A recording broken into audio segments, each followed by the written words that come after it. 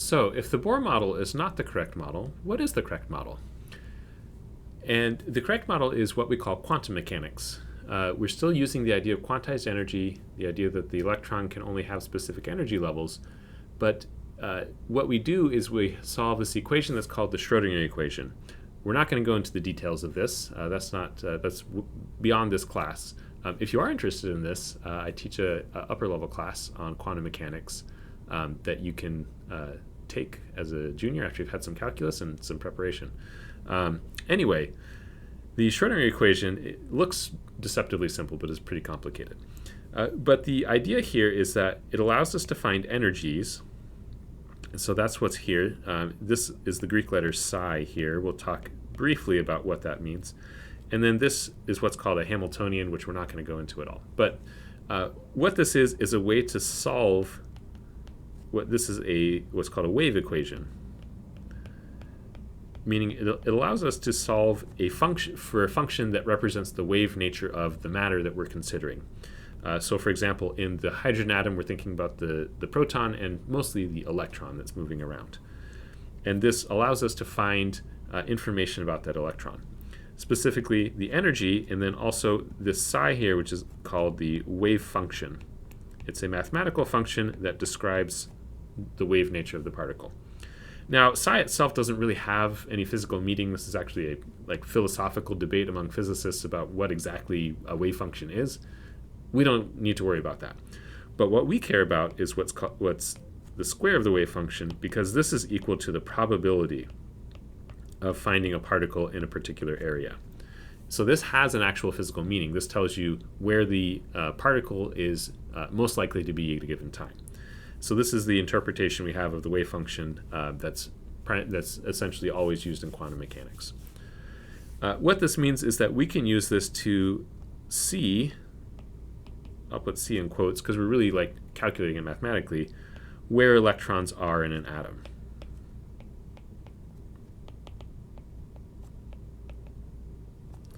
And so we're going to not go through the solution of this. We're not going to go through the details of all the mathematical functions involved here, but we're going to look at the consequences of this. So we're going to look at the solutions to the Schrödinger equation for a hydrogen atom.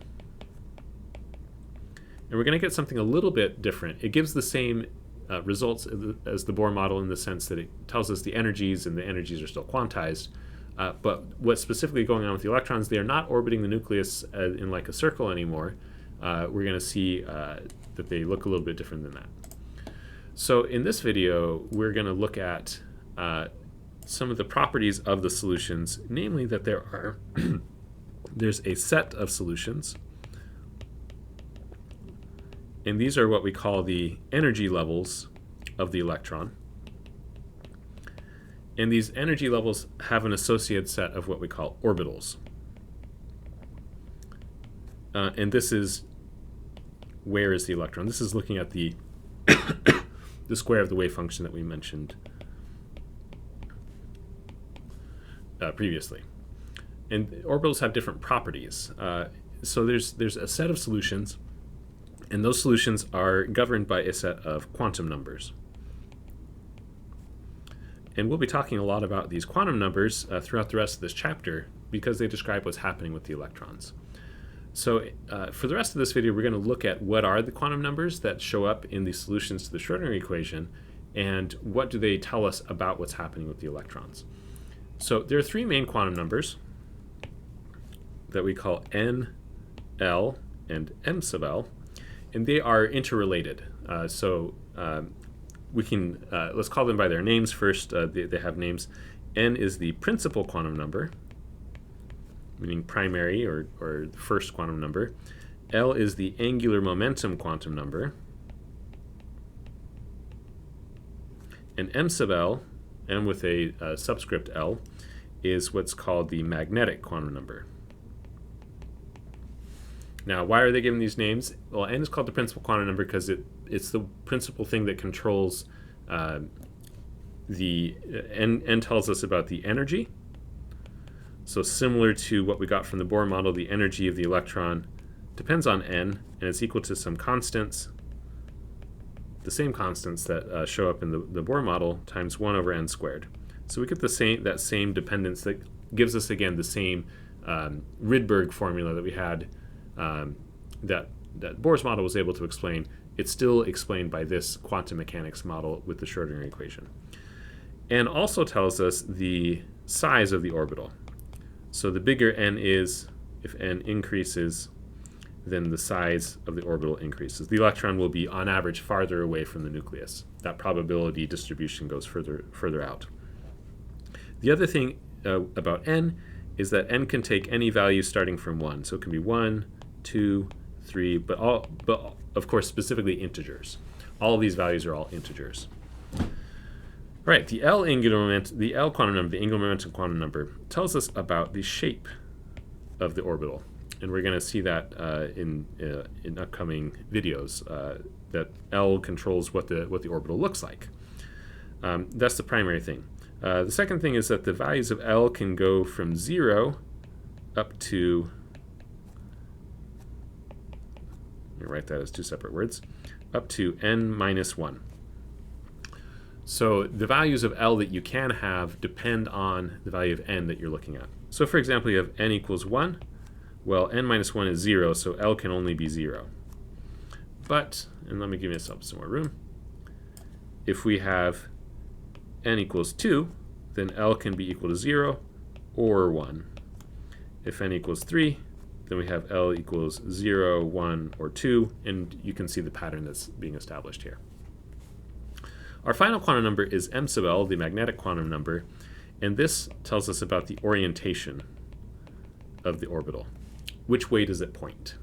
And the values that m sub L can take, m sub L can go from negative L through 0 to positive L, all the integers in there. So if L equals 0, m sub L can only be equal to 0. If L equals 1, we'll have m sub L equals negative 1, 0, and positive 1. If L equals 2, m sub L can be negative 2, negative 1, 0, plus 1, plus 2. Had just enough space to squeeze that in there. And again, that pattern will continue. One thing to add here is that for n and m sub L, we mostly just use the numbers, but for L, because I don't know where this started, but we for different values of L, we use some letters to designate them. So L equals 0 is what's known as an s orbital. L equals 1 is what's known as a p orbital. They get letters for all these. L equals 2 is called a d orbital. Those are the ones we're going to see mostly, but you can keep going. We're not going to look too much at these, but L equals 3 is an f orbital. And if we get beyond that, we just label it the next letter in the alphabet. So G comes after F, so it becomes G orbitals for L equals 4, and H for L equals 5, and I, etc. Primarily, we only deal with things up to F and maybe sometimes G in chemistry. And in general chemistry, we're definitely mostly going to look at these three here. Okay, so those are all the main quantum numbers that come directly from the solution of the Schrödinger equation. We're going to look at what these look like in terms of like the probability of where particles can be. But there's one more quantum number that's also important that doesn't come directly from the solution to the Schrödinger equation, was developed later, but that is what is known as the spin quantum number.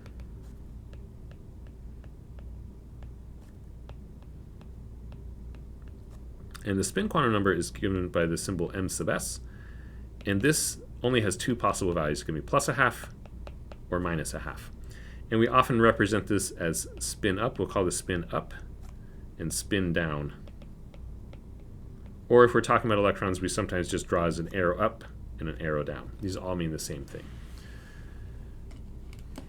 And for any particular set of quantum numbers, you can have a spin up one or a spin down electron that would work for those.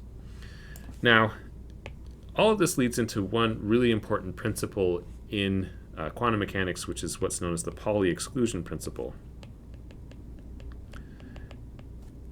And this will become really important as we talk about electrons and atoms, and that is that no two electrons in an atom can have the same set of quantum numbers.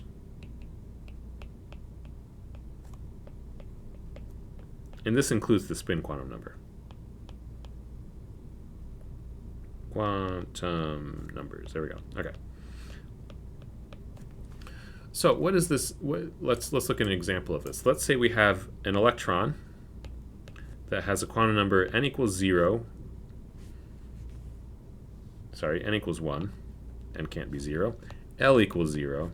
And then m sub l also has to equal 0. And we have to pick m sub s. Let's say it's a spin-up electron. That means we can't have another electron that has those exact same. So if there's another electron in the atom that had the same set of quantum numbers, n equals 1, l equals 0, m sub l equals 0, m sub s equals plus a half, that is not allowed according to the Pauli exclusion principle.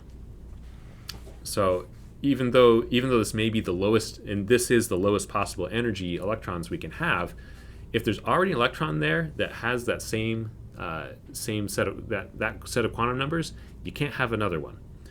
So we can have, if we change one of these, say we have an electron where n equals 1, l equals 0, m sub l equals 0, everything else is the same, but m sub s is now negative a half. That's okay, because now one of the quantum numbers has changed. So it has to be all the quantum numbers being the same. This has a lot of consequences for how electrons fit into atoms and into these orbitals. So I know this was a bit of a long video.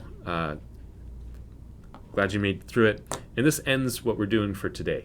So in the future videos, we're going to look at how these quantum numbers actually affect what happens with the electrons and what their properties are and things like that. I mentioned shape and orientation. What do those shapes look like? But we'll be getting into that in the rest of the chapter.